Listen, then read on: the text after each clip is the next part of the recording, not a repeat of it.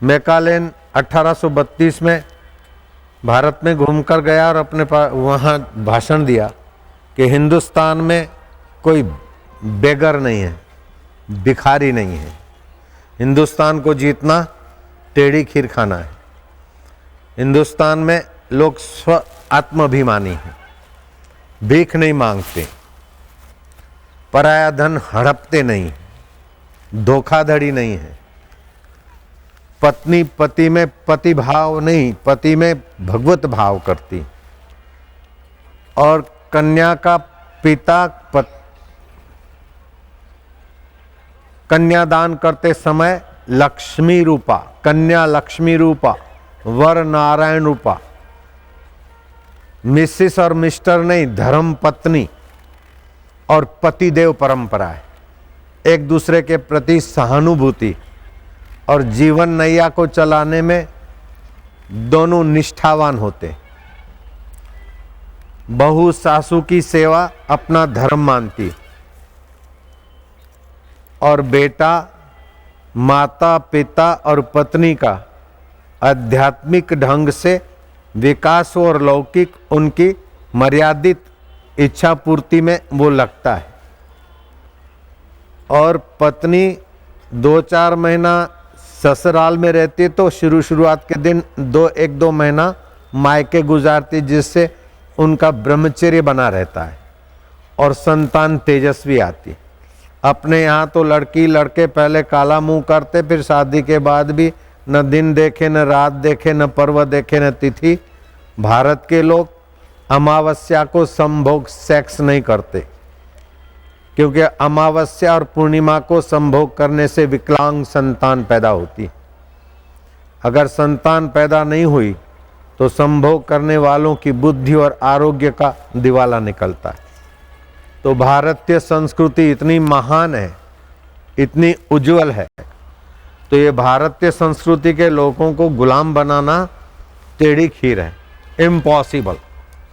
लेकिन मैंने खूब विचार किया कि इसने मैकालेन बोलता है कि हिंदुस्तानियों को अगर गुलाम बनाना हो तो इनको पहले अपने हिंदू धर्म से नफरत पैदा हो, हिंदू शास्त्र से, हिंदू संतों से इनको नफरत पैदा की जाए, और पढ़ाई लिखाई में ये संस्कार डाल दिए जाएं कि तुम्हारे वेद तो कुछ भी नहीं, गडरिया लोग होम यज्ञ ना यज्ञ माया। अरे मूर्ख, ये ब्राह्मण लोग गाते हैं, बुद्धिमान गाते हैं, और ऋचा गाते समय ये क्रिया मुद्रा प्राण शक्ति मन शक्ति को ऊर्ध्वगामी करती है।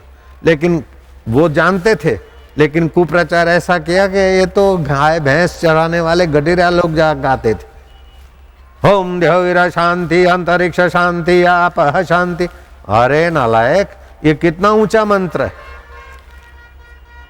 तो भारतीय वैदिक संस्कृति को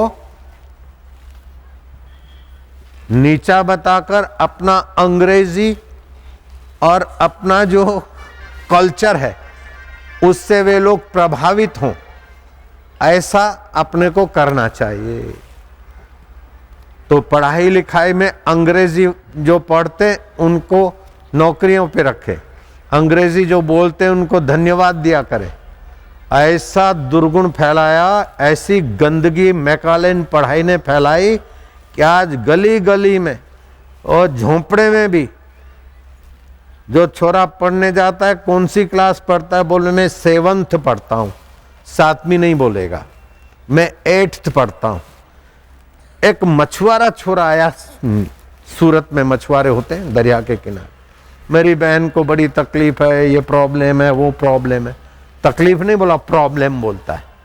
मैंने कहा देखो, तुलसी के 5 या 7 पत्ते चबा के पानी पी लिया करे और सूर्य नारायण के किरणों में थोड़ा बैठे, ये सब। तो बोले तुलसी के पत्ते वाटर से लेना है। मैं क्या, नहीं, वाटर से कभी नहीं लेना, पानी से लेगा तभी फायदा होगा, वाटर से नहीं होगा।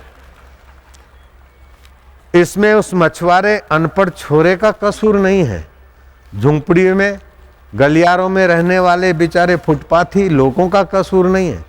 ये हरामजादा मैकालेन पद्धति से हमारे ब्राह्मण छोरों में भी, पुजारियों के बच्चों में भी अंग्रेजी के प्रति सद्भाव और अपने क्रियाक्रम के प्रति उपेक्षा पैदा हो।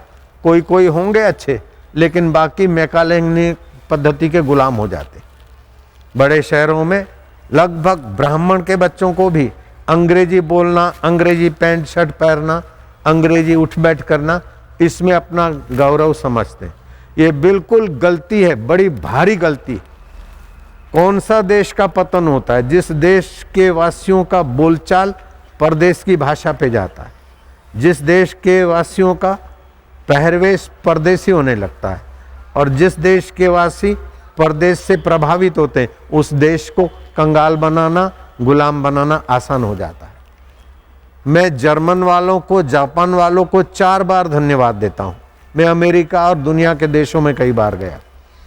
मैंने देखा जापानी अमेरिका में आते हैं, लेकिन वो जापानी भाषा में बात करते हैं। लेकिन दुर्भाग्य ये रहा कि हम हिंदुस्तान में रहते हैं, हम जहाज में जाते हैं ना, तो 99.99% हिंदुस्तानी होते, लेकिन इतना बकवास अंग्रेजी में करते रहते, और सब शब्द सच्चे भी नहीं होते, और बीच बीच में हिंदी मिला देते हैं। ऐसी ऐसी बातें बोलते कि अपने को दया आती कि बेचारे पढ़ लिख के कैसे अंग्रेजों के गुलाम हो रहे, पिट्ठू हो रहे। तो एक काम करना, ये काम केवल बापू का नहीं है, आप सभी का है। हमारी भारतीय संस्कृति, वैदिक संस्कृति, वैदिक रीति रिवाज और परंपरा हिंदुस्तान के लिए तो सुखदायी है, लेकिन मानव मात्र को स्वस्थ जीवन, सुखी जीवन, सम्मानित जीवन, मुक्तिदायी जीवन चाहिए। तो भारतीय संस्कृति की शरण ले, उसका भला है उसमें।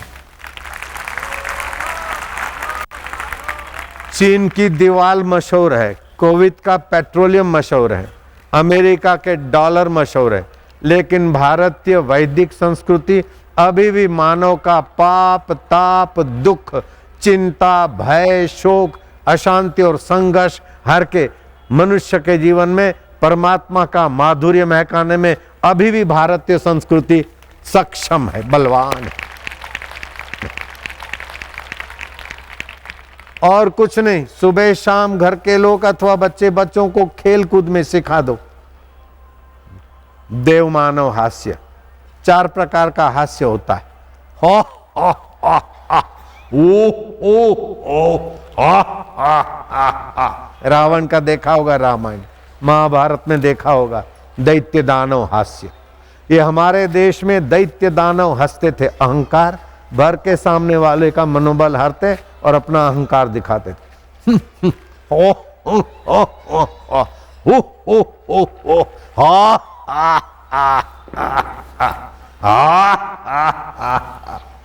ये हमारे देश से दैत्य दानवों का हास्य घूमता घूमता विदेश में चोला पहन के आया, और लाफिंग क्लबों में बड़े बड़े लोग, सुधरे हुए लोग, क्लास 1 के लोग लाफिंग क्लबों में जाते हैं, हास्य सीखते।